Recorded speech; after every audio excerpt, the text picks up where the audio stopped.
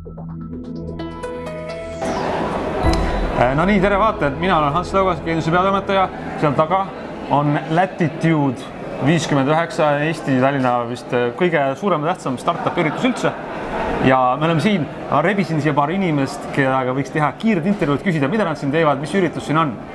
Ja ma räägin inglise keeles ühe esimese intervjueeritavaga, Randy Cindy. Hi. Hi. Nice to meet you, great to have you here. Is it your first time here in Tallinn?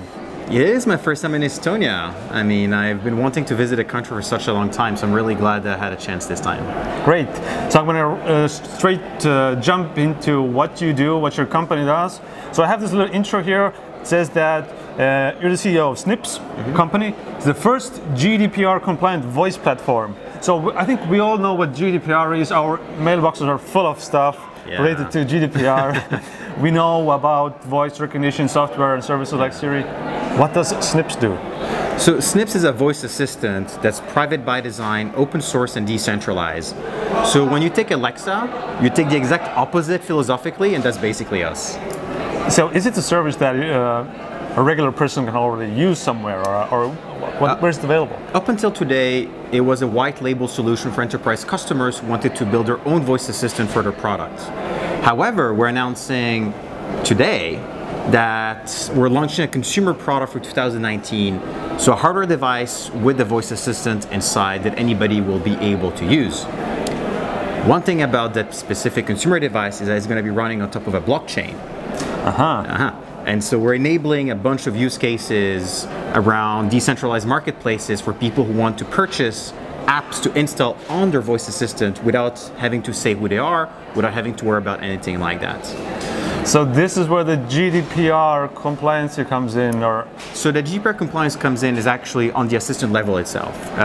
Traditionally, voice assistants are running in the cloud. When you speak to a machine with a voice assistant, your voice gets sent to the cloud, it's processed there. Zero privacy.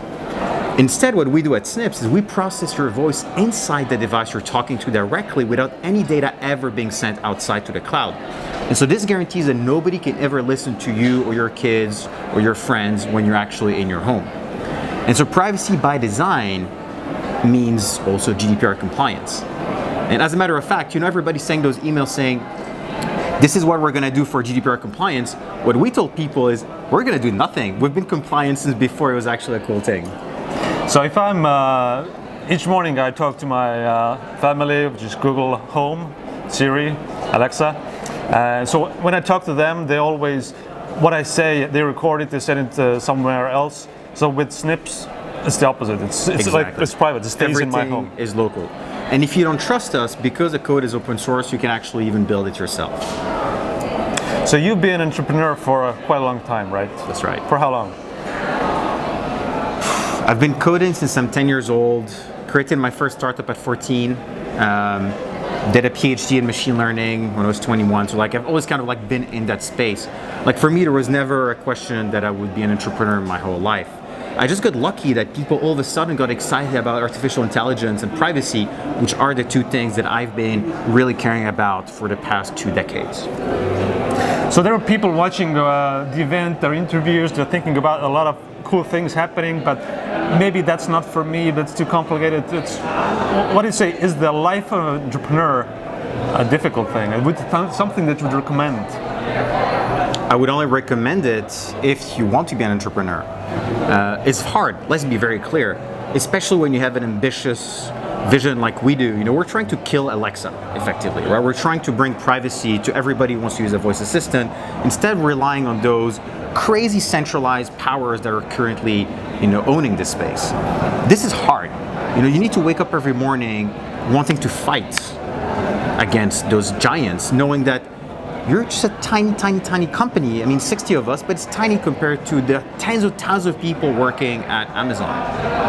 However, if you're really convinced in your vision and you have access to capital, then there is no reason why you shouldn't be able to actually make a dent in that specific industry. Is this the case where events like this become relevant? So, I mean, what brought you to Latitude? What do you see as a Why do we need those kind of events? I've always been interested in Estonia to start with, so I wanted to come and check it out. And I think those events are also very important for entrepreneurs like myself to talk to other people, entrepreneurs or not, about their vision, trying to build a community, trying to get engagement, trying to get people to care about what we do and actually help support us. And so, for example, we're doing an ICO at the moment, and this is exactly the kind of place where I believe I can explain to people why they should be part of it, because this is actually how we're going to be able to build this Alexa killer that protects our privacy. Ran Hindi, thank you very much, and a lot of success to you with the Alexa killing. Thank you. Aitäh vaatamast, varsti oleme eetris juba järgmise lühiintervjuuga. Thank you. Thank you.